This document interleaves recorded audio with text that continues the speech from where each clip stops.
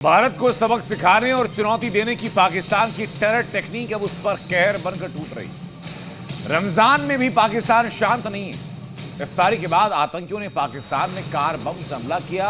Blast इतना भयानक की छावनी के आसपास मौजूद जो जगह थी, मस्जिद थी, उसकी छत तक ढह। रमजान में आतंकी हमले से दहला पाकिस्तान।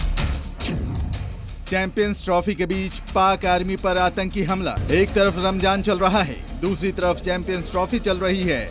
इन सब के बीच ताबड़तोड़ ब्लास्ट हो रहे हैं। इंडियन टीम के लिए सिक्योरिटी के बड़े बड़े दावे करने वाले पाकिस्तान में आम जनता को छोड़िए, आर्मी भी सेफ नहीं है। बीती रात टीटीपी के आतंकियों ने इफ्तार के बाद पाकिस्तान के कैंटोनमेंट एरिया में 2 बड़े हमले किए। मेन कैंटोनमेंट में विस्फोटकों से लदी 2 कार घुस गई और दोनों ब्लास्ट हो गई, जिससे भयंकर तबाही मची और कैंटोनमेंट की दीवारें टूटी। फिर धुएं के गुबार के बीच दोनों तरफ से ताबड़तोड़ फायरिंग चल रही थी, क्योंकि ब्लास्ट से दीवार तोड़ने के बाद 5 से 6 आतंकियों ने छावनी में घुसने की कोशिश की। हालांकि पाकिस्तानी आर्मी ने सभी आतंकियों को मार गिराया, लेकिन आर्मी के 6 जवान भी मारे गए। ब्लास्ट में 4 बच्चों और 2 महिलाओं सहित कम से कम 15 नागरिक और 6 आतंकियों समेत कुल 21 लोग मारे गए, जबकि 30 से ज्यादा घायल हुए हैं। पाकिस्तान में एक के बाद एक नए हमले होते चले जा रहे हैं और पाकिस्तान बेबस सा खड़ा देख रहा है। और स्पेशली पाकिस्तान की इमेज एक और प्रूव करती है, बीटिंग लेती है कि अब चैंपियंस ट्रॉफी और रमजान के दौरान भी वहां पर अटैक हो रहे हैं और बड़े डेडली घातक अटैक हो रहे हैं। ये क्लैरिटी से दिखाता है, जो पाकिस्तानी खुद भी मानते हैं कि जैसा उन्होंने बोया है वैसा ही काट। हमला इतना भयंकर था कि छावनी के आसपास बिल्डिंग्स के और पास में ही एक मस्जिद में ब्लास्ट से दर्जनों लोग घायल हुए हैं। हमले की जिम्मेदारी टीटीपी के जैश अल फुरकान ने ली है। रमजान शुरू होने के बाद पाकिस्तान में ये तीसरा बड़ा हमला है। इससे पहले जामिया मस्जिद ब्लास्ट में 5 लोगों की मौत हो गई थी, जबकि 2025 में आतंकी हमले बढ़े हैं। जनवरी से लेकर मार्च के पहले महीने तक लगातार आतंकी हमले बढ़ रहे हैं। 2025 में पाकिस्तान में 74 आतंकी हमले दर्ज किए गए हैं।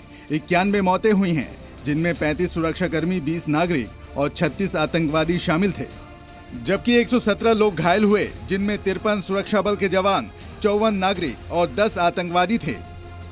2024 में भी तालिबान ने ताबड़तोड़ हमलों से पाकिस्तानी सरकार को घुटनों पर ला दिया था।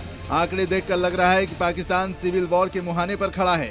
एक तरफ टीटीपी पाकिस्तान के अंदर अटैक कर रहा है, तो दूसरी तरफ बॉर्डर पर अफगानिस्तान की तालिबान सरकार पाकिस्तानी आर्मी के लिए चुनौती बनी हुई है, क्योंकि पाकिस्तान की लाख धमकियों के बावजूद तालिबान तोड़खम बॉर्डर पर 1 इंच पीछे नहीं हटा, बल्कि पाकिस्तानी आर्मी को मुंह तोड़ जवाब दिया और आपत्तियों को खारिज करते हुए बॉर्डर पोस्ट पर निर्माण जारी रखे हुए है।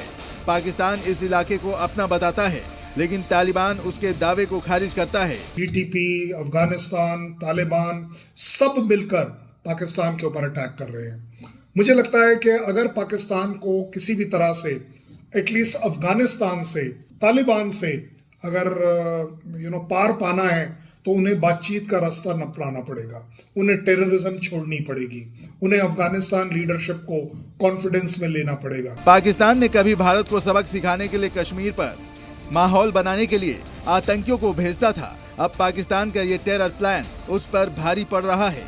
उसके पाले सांप अब उसको ही डस रहे हैं। आतंकी हमलों के बाद चैंपियंस ट्रॉफी को लेकर भारत के स्टैंड पर भी मुहर लगी है, जबकि रमजान में इफ्तारी के बाद आतंकी हमलों से पाकिस्तानी शांतु दूतों की पोल खुली है। हालांकि पाकिस्तान आतंकियों पर कार्रवाई का दिखावा कर रहा है, लेकिन लगातार हो रहे आतंकी हमलों से साफ जाहिर है कि उसकी कार्रवाई का तालिबान और टीटीपी पर कोई असर नहीं दिख रहा है। ब्यूरो रिपोर्ट, जी मीडिया।